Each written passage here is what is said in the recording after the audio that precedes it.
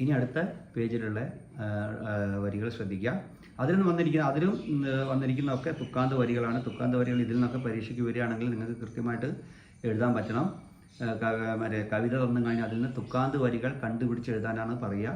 അപ്പോൾ തുക്കാന്ത വരികൾ എങ്ങനെ അറിയാം? രണ്ട് വരിയാണ് ഒരു തുക്കാന്ത വരി എന്ന് ഉദ്ദേശിക്കുന്നത്. 2 വരി എടുക്കുക, അതിൽ ഒരേപോലെയുള്ള അക്ഷരങ്ങളിൽ അവസാനിക്കുന്ന വരികളാണോ നോക്കുക. അങ്ങനെയാണെങ്കിൽ ആ 2 വരി എടുക്കുക, എഴുതുക. ഓക്കെ, തുക്കാന്ത വരികൾ കണ്ടുപിടിച്ച് എഴുതുക എന്ന് പറഞ്ഞാൽ അതാണ്. മനസ്സിലായിട്ടുണ്ടാകുമെന്ന് ഞാൻ വിചാരിക്കുന്നു. ഇനി അടുത്തത് നമുക്ക് നോക്കാം. അടുത്ത പേജിലുള്ള വരികൾ. ദേശ് ഹമാര ഹമേഹി അപ്പിനി ജാൻസേ പ്യാര. അത് ഞാൻ വായിച്ചുതരാം, എല്ലാവരും ശ്രദ്ധിക്കുക. ദേശ് ഹമാര സാഗർ ने जिसका पाव पसारा, देश हमारा सत्य की जय संदेश हमारा, देश हमारा हमें ही अपनी जान से प्यारा. ഓക്കെ, അപ്പോൾ ഇതിലും നമ്മൾ നേരത്തെ പറഞ്ഞിരിക്കുന്ന പോലെ തന്നെ നമ്മുടെ രാജ്യത്തിൻ്റെ വിശേഷതകൾ, കൂബിയാം എന്ന് പറഞ്ഞ വിശേഷതകൾ എന്നാണ് പറഞ്ഞ പ്രത്യേകതകൾ, വിശേഷതകൾ എന്നൊക്കെയാണ് അർത്ഥം വരുന്നത്. അതുതന്നെയാണ് ഇതിലും വർണ്ണിച്ചിരിക്കുന്നത്. നമുക്ക് നോക്കാം, ഓരോ 2 വരിയായിട്ട് നമുക്ക് നോക്കാം. ദേശ് ഹമാര ഹമേഹി അപ്പിനി ജാൻ സേ പ്യാര. ജാൻ എന്ന് പറഞ്ഞാൽ പ്രാണൻ, ജീവൻ. അപ്പോൾ പറഞ്ഞിരിക്കുന്നത് നമ്മുടെ രാജ്യത്തിനെ അമേഹി അപ്പിനി ജാൻ സേ പ്യാര, നമുക്ക് നമ്മുടെ പ്രാണനേക്കാൾ പ്രിയപ്പെട്ടതാണ്. അല്ലേ? നമുക്ക് പ്രാണനേക്കാൾ പ്രിയപ്പെട്ടത് എന്താ? നമുക്ക് അത്രയും പ്രിയപ്പെട്ടതായിരിക്കും നമ്മുടെ ജീവനേക്കാൾ. നമുക്ക് ഏറ്റവും പ്രിയപ്പെട്ടത് നമ്മുടെ ജീവനാണ്, അല്ലേ? അതിനേക്കാൾ പ്രിയപ്പെട്ടതാണ് നമുക്ക് നമ്മുടെ രാജ്യത്തിന്. അപ്പം എന്ന് പറഞ്ഞാൽ ഹമേഹി അപ്പിനി ജാൻ സേ പ്യാര, നമ്മുടെ രാജ്യത്തിനെ നമുക്ക് നമ്മുടെ പ്രാണനേക്കാളേറെ ഇഷ്ടമാണ്.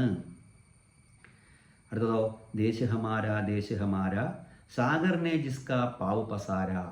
നമ്മുടെ രാജ്യത്തിന് സാഗർ എന്ന് പറഞ്ഞാൽ നമുക്കറിയാം, സാഗർ എന്ന് പറഞ്ഞാൽ സമുദ്രം, കടൽ.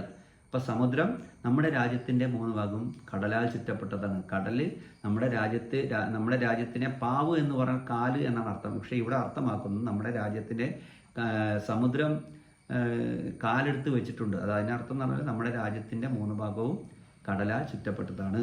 അതിൻ്റെ പ്രകൃതി സൗന്ദര്യം കവി ഇതിൽ വർണ്ണിക്കുകയാണ്. പിന്നെയോ, ദേശ് ഹമാര സത്യ കി ജയ് സന്ദേശ് ഹമാര. അടുത്ത ഒരു സന്ദേശം, നമ്മുടെ രാജ്യം ബാക്കി എല്ലാ രാജ്യങ്ങൾക്കും ഒരു സന്ദേശം കൊടുക്കുന്നുണ്ട്. എന്ത് സന്ദേശം? സത്യ കി ജയ്, സത്യം മാത്രമേ വിജയിക്കുള്ളൂ. സത്യ കി ജയ്, സത്യം മാത്രമേ വിജയിക്കുള്ളൂ എന്ന സന്ദേശം നമ്മുടെ രാജ്യം നൽകുന്നു. ബാക്കിയുള്ള എല്ലാ രാജ്യങ്ങളുടെയും ഇടയിൽ നമ്മുടെ രാജ്യം ഒരു നക്ഷത്രത്തെ പോലെ, മിന്നിത്തിളങ്ങുന്ന നക്ഷത്രത്തെ പോലെ കാണപ്പെടുന്നു. മറ്റുള്ള മിന്നിത്തിളങ്ങുക എന്ന് പറയുമ്പോൾ നമ്മളിപ്പോൾ കുറേ സംഭവം നിൽക്കുന്ന സമയത്ത് അവിടുന്ന് ഏതെങ്കിലും ഒന്ന് മിന്നിത്തിളങ്ങുമ്പോൾ നമ്മൾ പെട്ടെന്ന് നമ്മുടെ ശ്രദ്ധ മിന്നുന്ന അതിലേക്കായിരിക്കും, അല്ലേ?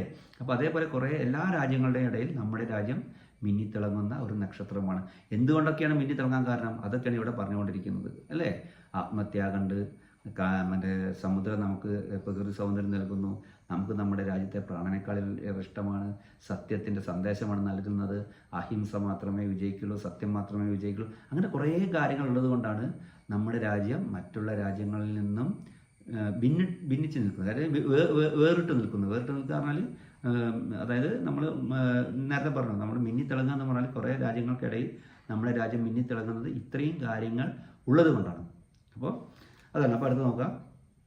സത്യക്ക് ജയ, നേരത്തെ പറഞ്ഞു സത്യം മാത്രമേ വിജയിക്കുള്ളൂ എന്ന സന്ദേശം നമ്മുടെ രാജ്യം നൽകുന്നു. പിന്നെയോ, ദേശ് ഹമാര ഹമേഹി അപ്പിനി ജാൻ സേ പ്യാര. നേരത്തെ ആദ്യം തന്നിരിക്കുന്ന 2 വരി തന്നെയാണ് അവസാനം തന്നിരിക്കുന്നത്. നമ്മുടെ രാജ്യത്തിനെ നമുക്ക് നമ്മുടെ പ്രാണനേക്കാൾ ഏറെ ഇഷ്ടമാണ്. ഓക്കെ, അപ്പം നിങ്ങൾക്ക് മനസ്സിലായിട്ടുണ്ടാവും വിചാരിക്കുന്നു. ഇതിൽ നമ്മുടെ രാജ്യസ്നേഹത്തിനെ പറ്റിയിട്ടാണ് ഈ പാഠത്തിൽ മൊത്തം പറഞ്ഞിരിക്കുന്നത്.